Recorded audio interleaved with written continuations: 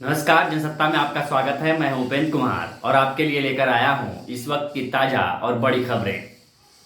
प्रधानमंत्री नरेंद्र मोदी और उत्तर प्रदेश के मुख्यमंत्री योगी आदित्यनाथ को एक व्यक्ति के ट्विटर खाते से बम से उड़ाने की धमकी दी गई है।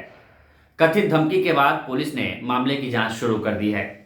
पुलिस उपायुक्त प्रमोद कुमार तिवारी ने बताया कि यह मामला तब सामने आया जब हमें Uttar Pradesh police helpline number 112 से इसकी सूचना मिली। ट्विटर पर धमकी देने वाले व्यक्ति का नाम पूछे जाने पर तिवारी ने आशंका जताई कि संभव है कि धोखाधड़ी और गलत नाम का इस्तेमाल करके बनाए गए ट्विटर अकाउंट से धमकी दी गई हो। इसलिए जब तक जांच नहीं हो जाती और शरारत करने वाले का असली नाम पता नहीं चल जाता, तब तक किसी का नाम लेना ठीक नहीं है। उन्होंने कहा कि इस संबंध में ट्विटर से जानकारी मांगी गई है। उधर पश्चिम बंगाल विधानसभा में नेता प्रतिपक्ष और भाजपा नेता शुभेंदु अधिकारी ने दावा किया कि 30 अक्टूबर को राज्य की विधानसभा सीटों के लिए हुए उपचुनाव के बाद गिनती से पहले ईवीएम को बदल दिया गया था। उन्होंने आरोप लगाया कि ऐसे कई मतदान केंद्र हैं जहां पर भाजपा के नेताओं, कार्यकर्ताओं और परिवार के सदस्यों की संख्या से भी कम मत मिले हैं।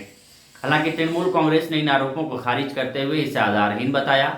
पार्टी ने कहा कि उपचुनाव निर्वाचन आयोग की देखरेख में और केंद्रीय अर्धसैनिक बलों की कड़ी सुरक्षा में संपन्न हुए हैं।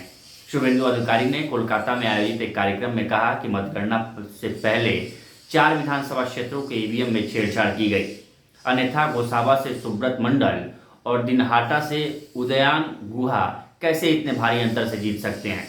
मुझे जानकारी मिली है कि बेहला पूर्व विधानसभा क्षेत्र में जिन ईवीएम का इस्तेमाल इस साल हुए विधानसभा के दौरान हुआ था, उन्हीं मतों की गिनती इस बार गोसाबा में की गई। उधर तेलंगाना के मुख्यमंत्री चंद्रशेखर राव ने मांग की है कि केंद्र में सत्तासीन राजग सरकार को पेट्रोलियम उत्पादों पर लगने वाला उपकर समाप्त कर देना चाहिए। उन्होंने ये भी जिक्र किया कि भारतीय जनता पार्टी को राज्यों से पेट्रोल डीजल पर वैट कम करने के लिए कहने का कोई नैतिक अधिकार नहीं है। रबी के सीजन में किसानों को धान बोने से हतोत्साहित करने का टीआरएस सरकार पर आरोप लगाने वाले भाजपा नेताओं की आलोचना करते हुए राव ने कहा कि केंद्र राज्य से धान नहीं खरीदना चाहता है। मुख्यमंत्री ने कहा कि राज्य की टीआरएस सरकार ने पेट्रोलियम उत्पादों पर वैट नहीं बढ़ाया है और उसमें कमी करने का कोई सवाल ही पैदा नहीं होता।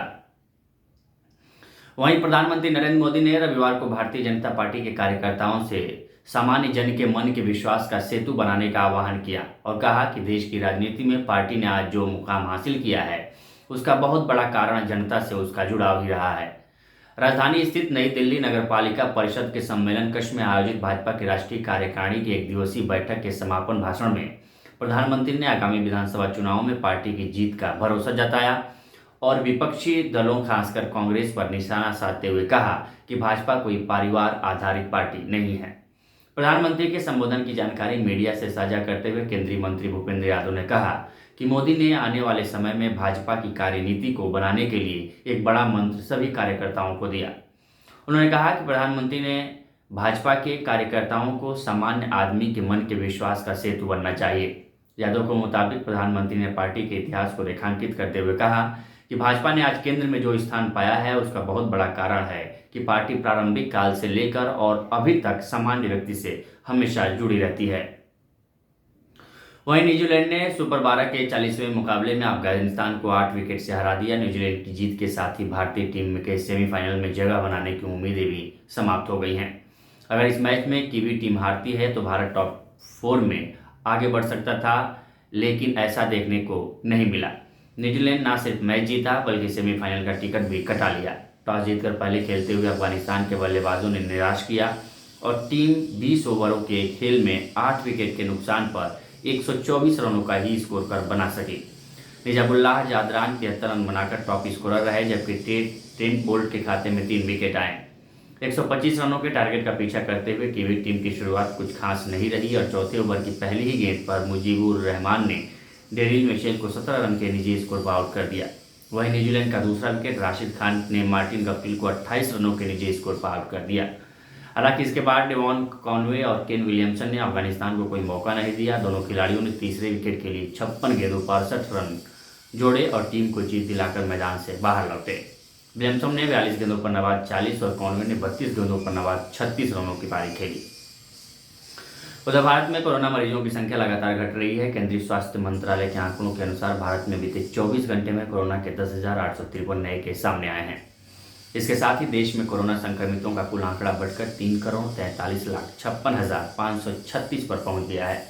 बता दें, पिछले एक दिन में कोरोना से करीब 526 मरीजों की मौत हुई है, जबकि कोरोना से कुल मरने वालों की संख्या बढ़कर 4,60,791 पर पहुंच गई है।